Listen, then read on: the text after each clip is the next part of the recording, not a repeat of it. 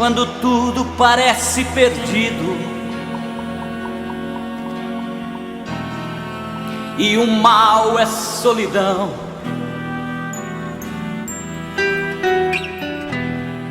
Quando a crise no caminho, sem se ter a solução.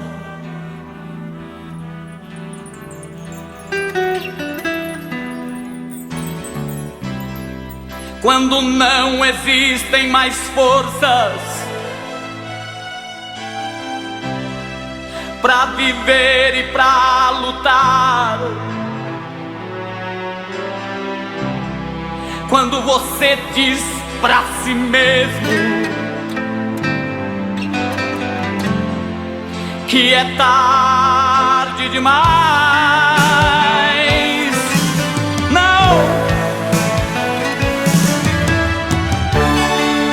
Não é tarde demais pra quem crê em Jesus.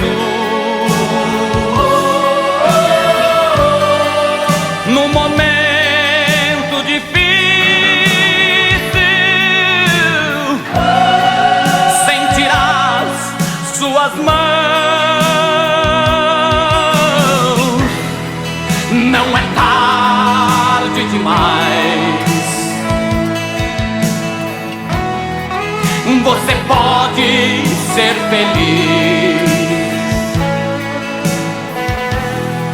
Há um caminho seguro que a Bíblia nos diz. Um caminho de paz, um caminho de luz, um caminho aberto,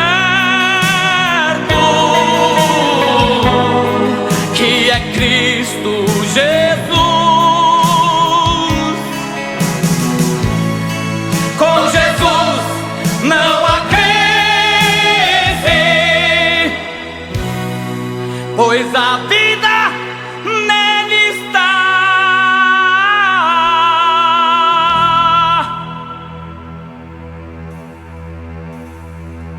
Não é tarde demais. Não é tarde demais. Você pode ser feliz. Você pode ser feliz. Há um caminho seguro Jesus, que a Bíblia nos diz. é verdade. Não é tarde demais. Não é tarde demais.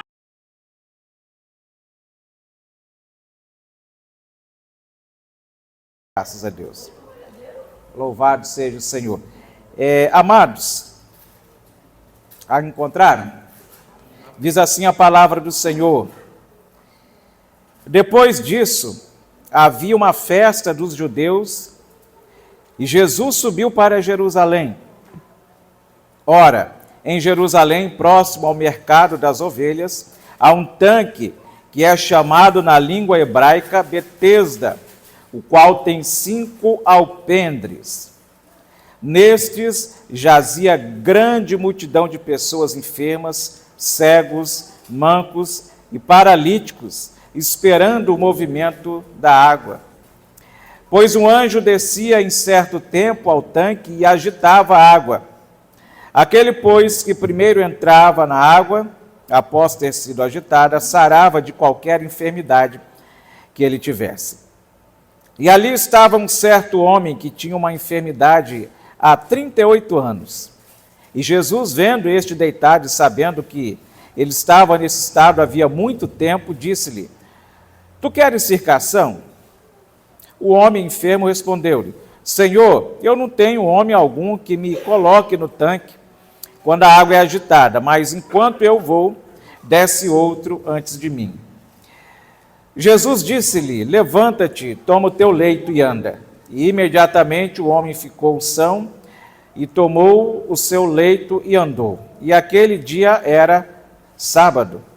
Então os judeus disseram àquele que tinha sido curado: é dia de sábado, não te é lícito carregar o teu leito.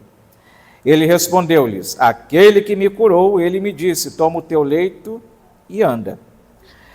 Então eles perguntaram: quem é o homem que te disse: toma o teu leito e anda? E o que fora curado não sabia quem era, porque Jesus havia se afastado por causa da multidão naquele lugar. Depois Jesus encontrou-o no templo e disse-lhe: eis que tu já estás são. Não peques mais, para que não te aconteça coisa pior. O homem partiu e contou aos judeus que era Jesus o que o curara. E por isso os judeus perseguiram a Jesus e buscavam matá-lo, porque ele fazia essas coisas no dia de sábado. Mas Jesus lhe respondeu: meu Pai trabalha até agora, e eu trabalho também. Portanto, os judeus ainda mais procuravam matá-lo, porque não só violava o sábado, mas também dizia que Deus era o seu Pai, fazendo-se igual a Deus. Amém? Senhor, nesta noite nós estamos diante da Tua palavra, e nós sabemos, meu Senhor, que o Senhor, e ao Senhor, e do Senhor é essa palavra. Por isso, neste momento, nós rogamos pela iluminação do Teu Espírito Santo sobre nós, para que nós venhamos receber a Tua palavra nessa noite, para que nós possamos ouvir a Tua palavra nessa noite, para que nós possamos assimilar a Tua palavra nessa noite, e sairmos daqui, Senhor, com o coração cheio de alegria e desejosos em aplicar esta palavra em nossas vidas para o louvor e para a glória do Teu santo nome. Assim nós oramos em nome de Jesus. Amém. Louvado seja o Senhor. Meus amados, nesta noite, irmãos, nós estamos diante desse texto. A gente tem uma dificuldade no versículo 4, mas quando a gente continua lendo o texto, a gente observa que essa dificuldade ela é sanada. E essa passagem, ela se dá possivelmente na festa da Páscoa do ano de 28 depois de Cristo.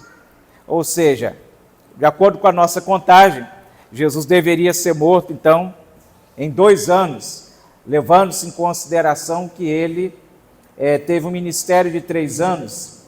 Mas aí você pergunta, mas Jesus deveria ter sido batizado com 30 anos. Eu não vou entrar em detalhes aqui, mas existe uma falha no calendário gregoriano, que é o nosso calendário. Existe um déficit de datas, um cálculo errado que deu uma diferença de 5 anos. Ou seja, para a gente resumir, Jesus deveria ter nascido no ano 0, mas Jesus nasceu antes da hora, no calendário, irmãos. O restante está tudo correto. Então, quando a gente passa a contar, por isso que a gente traz essa observação aqui.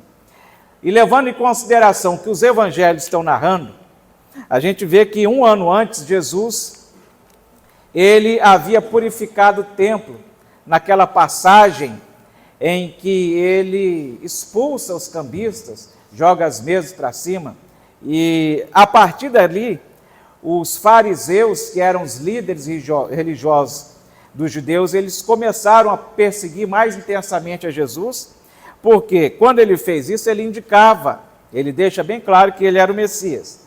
E aquilo levanta especulações e perseguições. Muito bem, mas nessa passagem, especificamente, irmãos, nós estamos tratando de um milagre que Jesus realizou no sábado, e dos milagres realizados pelo Senhor, nos parece que esse aqui, ele tem, e realmente ele tem algumas particularidades diferentes dos outros milagres que ele operou.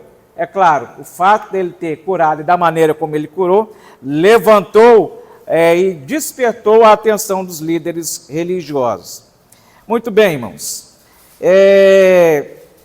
Quando a gente vê o Evangelho de João, nós observamos que dos evangelhos, ele é o evangelho que mais se ocupa em tratar a respeito do poder de Jesus, da divindade de Jesus. Talvez é por isso que nós temos, então, esse relato deste milagre aqui. E aqui, então, com base Nesse milagre que é ocorrido, nós gostaríamos de desenvolver rapidamente com os irmãos um tema que tem o seguinte teor: milagres em meio a situações desfavoráveis. Milagres em meio a situações desfavoráveis. O pastor, quando nos passou e nos convidou para pregar lá no início da semana, ele nos deu toda uma dinâmica que os irmãos estão trabalhando aqui já há alguns domingos. Mas o Senhor colocou um tema em nosso coração e eu não consegui sair fora desse tema. Então eu acredito, a gente sabe que o Espírito Santo às vezes parece que está trabalhando ao contrário da gente, né? Mas ele sempre tem um propósito. Eu imagino que ele tenha um propósito conosco nesta noite. Meus irmãos, às vezes nas nossas vidas os problemas eles se avolumam, a calamidade chega e a situação ela fica extremamente desfavorável. Quantos de nós já não atravessou circunstâncias onde estava tudo bem, estava tudo dentro do planejado e de repente a situação ela toma outro rumo. E então torna-se uma situação desfavorável. Nós precisamos entender que o Senhor Jesus, ele continua trabalhando mesmo em meio a situações desfavoráveis. E o primeiro ponto de situação desfavorável que nós temos aqui nessa noite é que Jesus ele trabalha em meio às pessoas desesperançadas. Vamos lá, se os irmãos puderem permanecer com as Bíblias abertas, vão me fazer um favor. Versículos 2 ao 4. Ora, em Jerusalém, próximo ao mercado das ovelhas, há um tanque que é chamado na língua hebraica Betesda, o qual tem 5 alpendres. Nestes jazia grande multidão de pessoas enfermas, cegos, mancos e paralíticos, esperando o movimento da água. Pois o anjo descia em certo tempo ao tanque e agitava a água. Aquele, pois, que primeiro entrava na água, após ter sido agitada, sarava de qualquer enfermidade que ele tivesse. A situação, irmãos, eu acredito que todos nós já tivemos em algum momento no hospital da nossa cidade. O evangelista irmão Adilson já trabalhou ali, ele é funcionário público, ele sabe como é que é. E tem época que o hospital está cheio, né? É gente que até para você passar tem uma certa dificuldade. E às vezes a gente lendo esse texto, a gente lembra justamente desse contexto. Eram muitas pessoas enfermas, eram cegos, eram paralíticos, eram surdos. Nós não podemos falar que existiam ali leprosos no evangelista irmão Eliseu, porque os leprosos, eles ficavam à margem da sociedade, eles não podiam ter o convívio social. Mas existiam ali muitas pessoas doentes. E, de acordo com a tradição, inclusive, até algumas pesquisas arqueológicas têm confirmado a existência desse tanque. Ele deve ter sido construído não no projeto original do templo, ele deve ter sido construído mais adiante e era uma parte, ele era construído à parte do templo, era como se fosse um puxadinho do templo. E lá existia esse tanque e essas pessoas estavam lá, porque de acordo com o versículo 4, descia um anjo em determinado tempo. Boa parte dos estudiosos, irmãos, falam que esse versículo ele foi acrescentado mais tarde por algum copista. Eu acho muito difícil, porque quando Jesus chega e começa a conversar com aquele paralítico, ele nos deixa escapar e nos deixa entender que ele já havia experimentado alguns momentos que o anjo desceu, mas que na hora que era para ele descer, o outro ia na frente. Então, tudo indica que ele já tinha vivido essa experiência.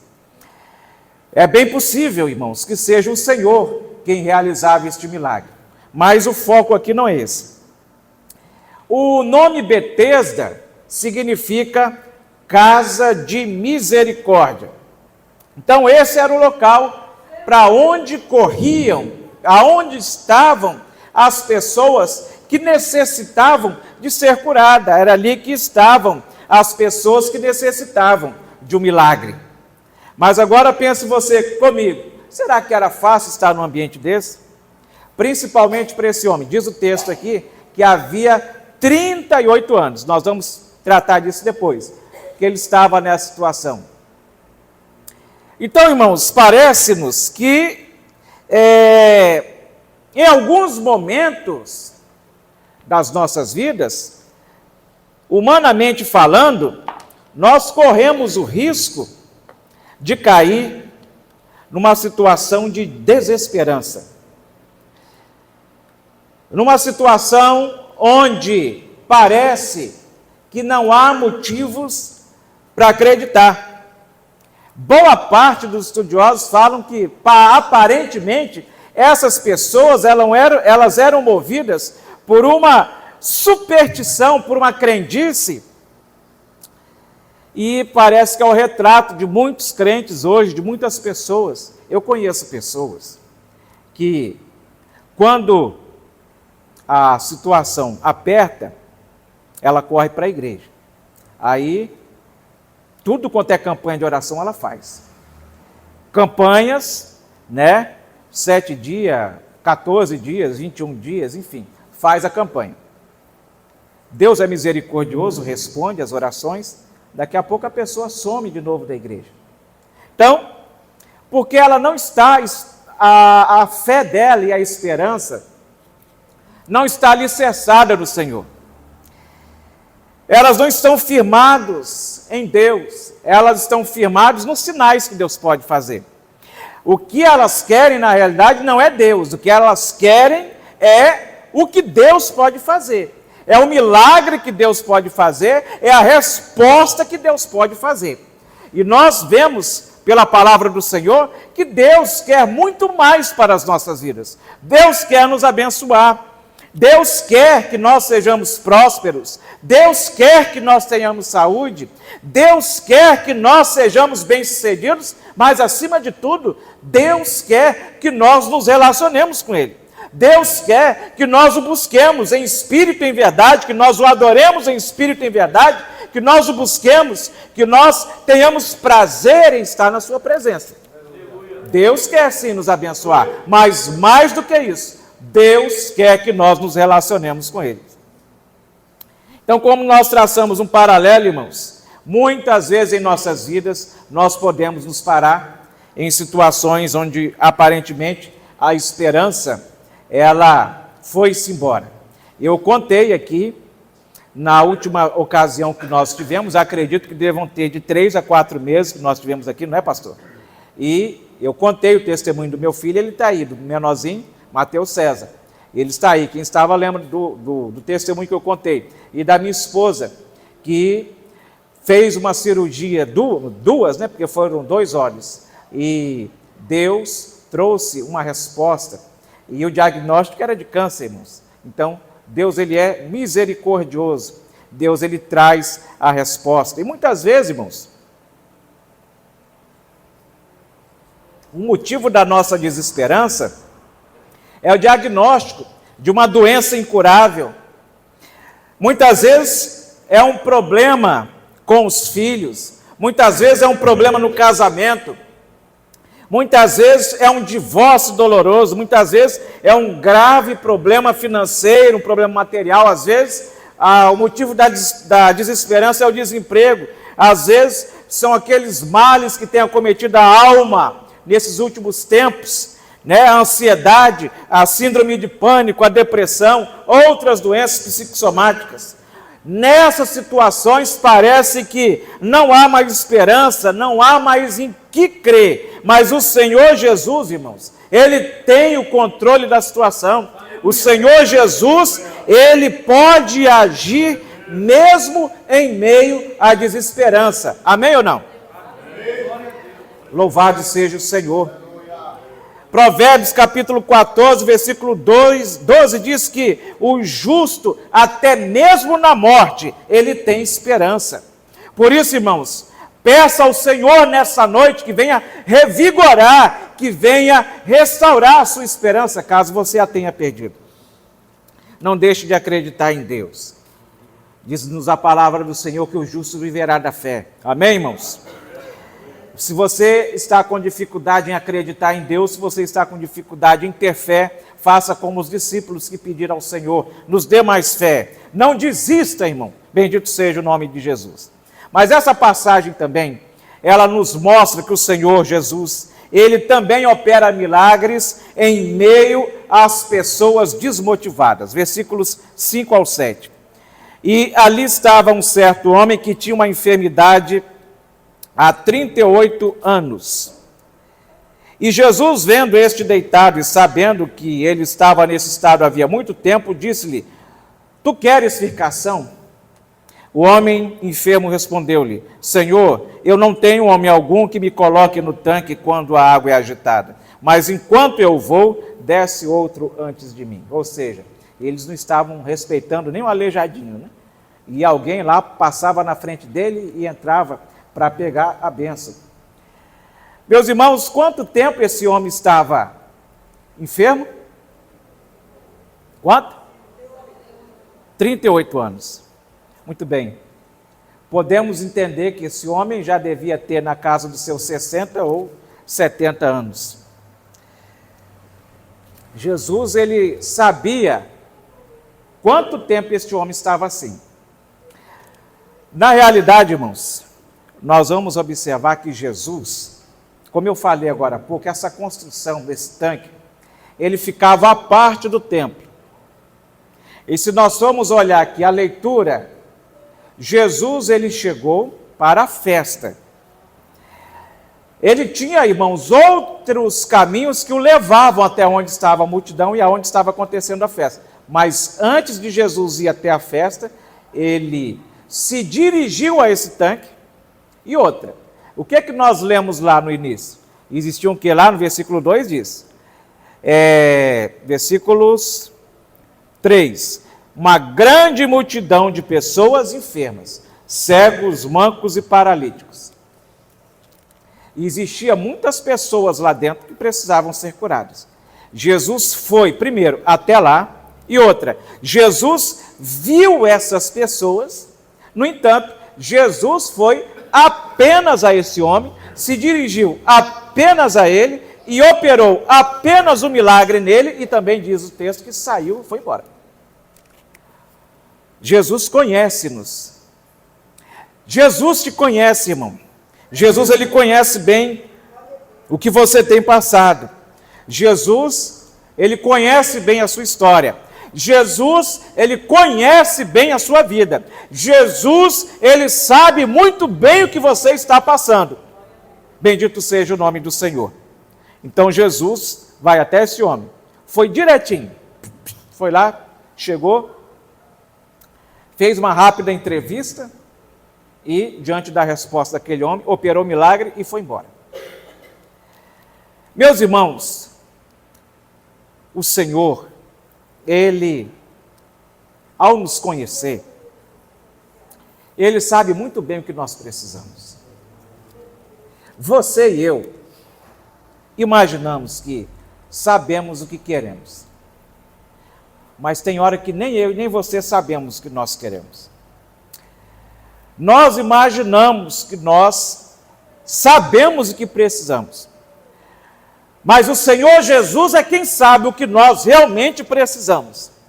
E por saber o que nós realmente precisamos, Ele vem com uma providência para aquele momento, para aquela situação, para aquela circunstância, e traz a resposta, não que nós queremos, mas a resposta que Ele sabe que nós precisamos. Bendito seja o nome do Senhor, louvado seja Deus.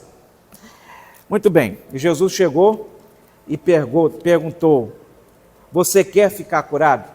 Alguém poderia falar, mas que pergunta, né? Diz a minha mãe que quando eu era pequeno, eu falava às vezes, no meio da família grande, alguém perguntava alguma coisa, eu era muito pequeno, acredito que com a idade desse meu filho menor, falar, que pergunta besta? E às vezes, você pode pensar, ao ler esse texto, Jesus chegou, mas que pergunta besta, Senhor? Pastor Rocha, esses dias também, né? Alguém estava ministrando, ele virou para mim e falou, que pergunta? Muito bem. Irmãos, Jesus, quando faz essa pergunta, ele sabe bem o sentimento que aquele homem tem.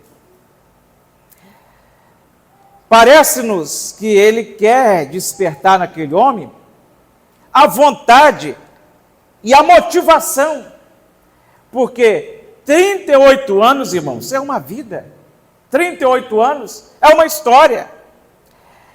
Quantas vezes aquele homem levantou e foi levado até o tanque, porque nos indica aqui que ele tinha dificuldade de se locomover, então possivelmente ele era levado, talvez por algum familiar, e às vezes ao longo desses 38 anos ele pensava, mais uma vez, mais um dia. E não sabendo ele, quando Jesus lhe profere essa pergunta, que aquele é o último dia daquela história, que aquele momento, que aquele dia vai se fechar, vai se encerrar um ciclo e vai iniciar outro, porque assim é a nossa vida. Talvez o Senhor esteja permitindo que se encerre um ciclo na sua vida profissional, talvez ministerial, enfim, mas Ele está iniciando outro, bendito seja Deus. Mas Jesus, irmãos, também pergunta, queres ficar curado? Porque existem pessoas que parece que, talvez você conheça alguém assim, que gosta de ficar doente para poder ter atenção. As esposas devem saber bem como que são os seus maridos. Gostam, às vezes, de ficar doente, né? Para receber um prato de comidinha, mingau, enfim, e para poder chamar a atenção. E às vezes tem pessoas que estão na igreja, a gente ora e sabe que quem cura é o Senhor. E às vezes abre mão de respostas que Deus pode trazer, porque quer continuar na mesma história, sempre sendo o centro das atenções. Existe um pastor muito divertido, lá de Belo Horizonte, pastor Jeremias. Ele fala, eles têm o hábito de receber os irmãos na porta da igreja após o final do culto, e ele foi receber os irmãos, foi despedir daquele domingo. De repente pararam duas irmãs, duas senhoras próximas, e ele ouvindo a conversa, e uma falou para a outra, nossa mãe, eu estou com uma dor não sei aonde. A outra virou e falou, nossa, é porque você não sabe a minha dor, e não sei o quê. E ele ouvindo a história, quando ele teve um tempinho, ele chegou, minhas irmãs, parece que as senhoras estão muito doentes, né? Vamos fazer o seguinte, eu vou fazer uma oração aqui agora para ver qual das senhoras quer ir para o céu agora, que é que Jesus leva. Misericórdia, pastor. Então, às vezes, nós abrimos mão, e não só da cura, às vezes nós abrimos mão de muitas coisas boas que Deus tem para nós, porque nós queremos ser o centro das atenções, o centro das atenções na igreja. Quer ter sempre o nome mencionado aqui em cima, quer ser sempre o alvo dos cultos de ações de graça, quer ser sempre o alvo dos pedidos de orações, mas Deus é aquele que pode trazer algo novo sobre a sua vida. Irmãos, talvez você esteja desmotivado, o pastor dessa igreja não me vê, quem tem que te ver é Jesus, tá bom? Quem tem que te ver é Jesus, não é o pastor não. O pastor você deve respeitar ele, porque é a autoridade que Deus colocou aqui à frente dessa igreja. Não, mas o pastor você tem que calar sua boca, irmão, e orar por ele, tá bom? Fique quieto, fica na sua, ore pelo pastor da igreja, peça a Deus que continue dando paciência para suportar você. Você está achando que é fácil suportar você? Então você passe o favor, ore ao Senhor. Diz o escritor aos Hebreus que o Senhor nos deu os líderes, os pastores.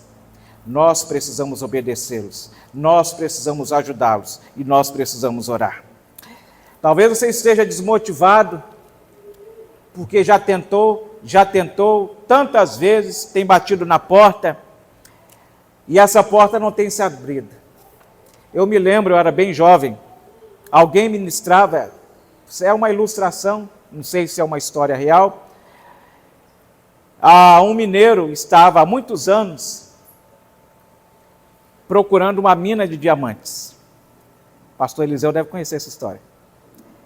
E estava, enfim, eu já vi essa imagem dessa ilustração no Facebook na época. E em determinado dia, ele olhou, se cansou de continuar. E ele desistiu. Foi embora, largou para lá aquela mina. Com coisa de dias, um outro mineiro voltou e continuou o trabalho que ele estava realizando. E para a surpresa dele, para a surpresa de todos, a poucas escavadas, ele encontrou uma grande jazida de diamantes. Por isso, meu irmão, não desista de orar, não desista de buscar ao Senhor, não desista da sua bênção, não desista da vitória, não desista de orar pelo seu filho, não desista de orar pela sua esposa, não desista de orar pelo seu marido, não deixe, não pare pelo meio do caminho, mas continue buscando ao Senhor. Eu acredito, e nessa noite que esteja muito perto, bendito seja o nome de Jesus. Esse homem não tinha mais motivação.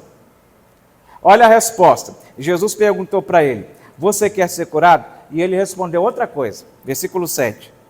O homem enfermo respondeu: Senhor, eu não tenho homem algum que me coloque no tanque quando a água é agitada. Jesus perguntou para cá e ele respondeu para lá. E ele respondeu para lá porque ele estava desmotivado. Ele estava cansado. Ele estava cansado de lutar, ele estava cansado de labutar, ele estava cansado de esperar. Então Jesus pergunta e ele nem se ligou na pergunta que o mestre estava fazendo, porque ele estava muito cheio de si. E nós precisamos, às vezes, nos esvaziar de nós mesmos para recebermos os milagres do Senhor e para não sermos dominados pela motivação. Ele não sabia quem estava ali. Ele não sabia quem estava ali. Ele estava esperando alguém. Ele não sabia que esse alguém estava diante dele e iria operar o milagre na sua vida. Você, irmão, está esperando por quem nessa noite? Por quem você está esperando? Eu tenho certeza que o Senhor, Ele tem uma resposta para a sua vida. Bendito seja o nome do Senhor. Quantas pessoas estão sem motivação para seguir? Mas busque ao Senhor. O Senhor Jesus, Ele continua trabalhando mesmo em meio às desmotivações. Mas Jesus, irmãos, Ele também trabalha em meio às pessoas presas a dogmas religiosos e insensíveis à manifestação de Deus. Vamos lá, versículos 10 ao 13 agora. Então os judeus disseram àquele que tinha sido curado: é dia de sábado, não te é lícito carregar o teu leito, a tua cama, a tua maca. Ele respondeu-lhes: aquele que me curou, ele mesmo disse: toma o teu leito e anda. Então eles perguntaram: quem é o homem que te disse, toma o teu leito e anda? Vocês já observaram aqui? Quanto tempo o homem estava paralítico, sem se locomover? 38 anos. Ele era conhecido de todos. Ele era conhecido de todos por quê? Se você nós temos aqui em Ares algumas pessoas que já são conhecidas, algumas pessoas que têm enfermidade, às vezes você vai na porta do supermercado, ela está lá pedindo, às vezes de cadeira de roda, às vezes é no sinal, então você já conhece, a pessoa nítida. E esse homem já havia 38 anos, todo mundo já conhecia, sabia da história dele. 38 anos, então imagine você, 38 anos, o camarada sendo transportado pelas pessoas. Por quê? Diz-nos o texto que ele tinha um leito, que outras traduções vão falar que era uma maca. Não era uma maca como aquela chique do HGL, era uma mais rústica. Então aquele homem ele era transportado, pastor. Ele era transportado para cima e para baixo. Tanto que quando Jesus perguntou: você quer ser curado? Ele falou: não tenho ninguém que me coloque no tanque. Quando esse homem era transportado pelas ruas, as pessoas o viam. Ó, lá vai o aleijadinho, João, está indo embora. Ó, lá vem um aleijado, está indo para o tanque. Então, que hoje a gente não pode usar essa linguagem, né? Antigamente a gente usava. Então aquele homem era conhecido. Ele passou de manhã, vamos imaginar que era pela manhã que ele ia, e alguém estava na rua e viu ele passar, sendo transportado por alguns homens, quem sabe, seus filhos, seus genros.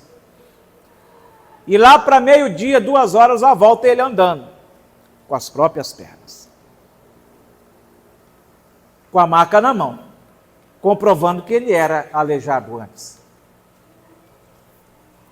Agora pense você, irmão.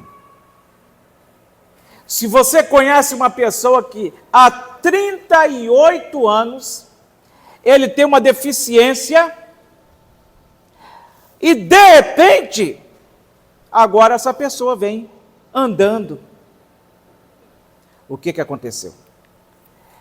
Os homens, possivelmente fariseus, ao invés de glorificarem ao Senhor e falarem louvado seja Deus que o curou e que o tirou dessa situação,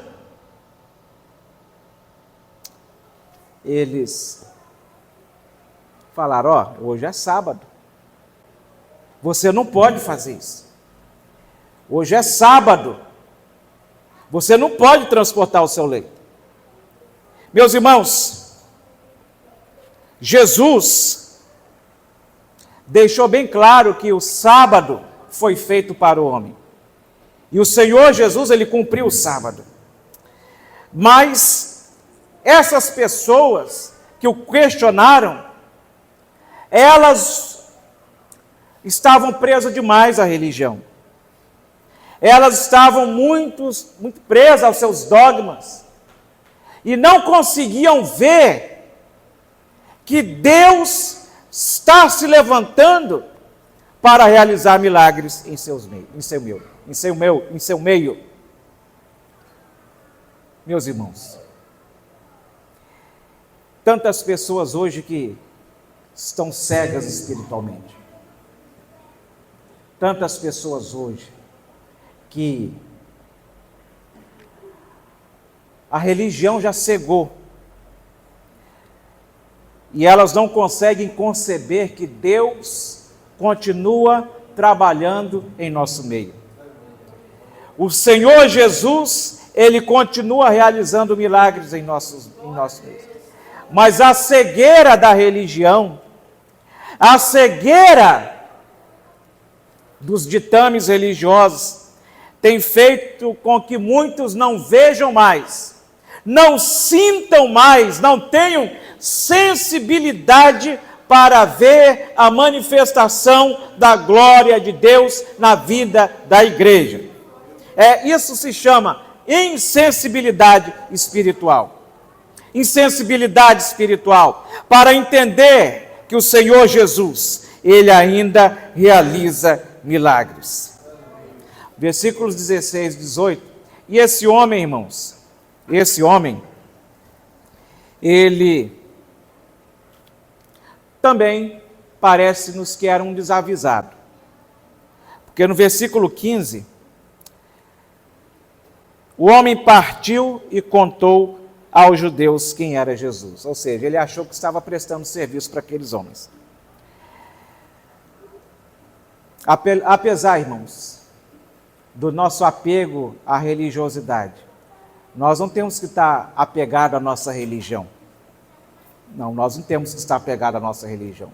Nós temos que estar apegados ao Senhor Jesus. Nós temos que estar servindo ao nosso Deus.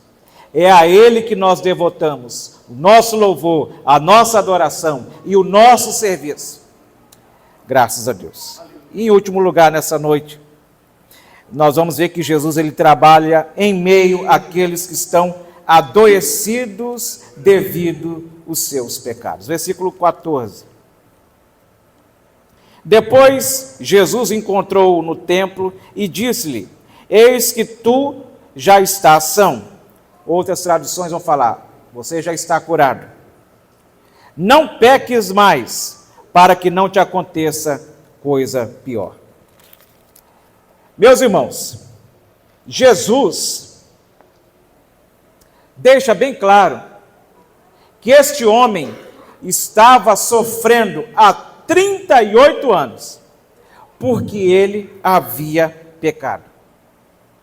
Ele havia cometido algum pecado que a passagem não nos mostra qual é. E Jesus revela-nos aqui então, que a consequência do seu pecado, da sua afronta a Deus, o levou a estar daquela forma. É claro, irmãos, que nem toda doença, ela é consequência do pecado. Mas nós precisamos entender que O pecado, ele é grave. Pastor, mas que fala boba. A fala pode até ser boba, irmãos. Mas se não tivesse tanto crente brincando com o pecado, a gente que é pastor não ficava falando para a igreja tomar cuidado com o pecado. Não é isso, pastor? É uma das coisas que a gente mais faz. Mesmo nós que somos pastores auxiliares, não estamos à frente de igreja.